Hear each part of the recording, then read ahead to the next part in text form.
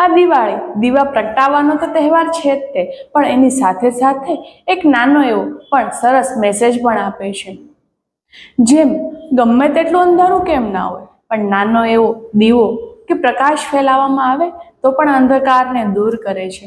તેમજ આપણી જિંદગીમાં જે પણ અંદર રહેલું અંધારું છે તેને પ્રકાશિત કરવાની જરૂર છે। આ અંધકારને લીધે કંઈ પણ કરવામાં અટકી જઈએ છીએ અથવા તો ન્યૂ સ્ટાર્ટ કરવામાં પણ ડર લાગે છે। तो याद रखो, कोशिश करता है वही जीतता है, और जो खुद पर विश्वास रखता है वही अपनी खुद की किस्मत लिखता है।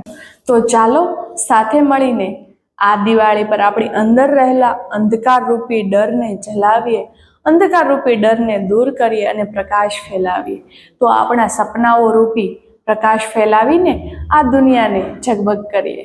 તમને બધાને મારી અને મારી ફેમિલી તરફથી હેપી દિવાળી।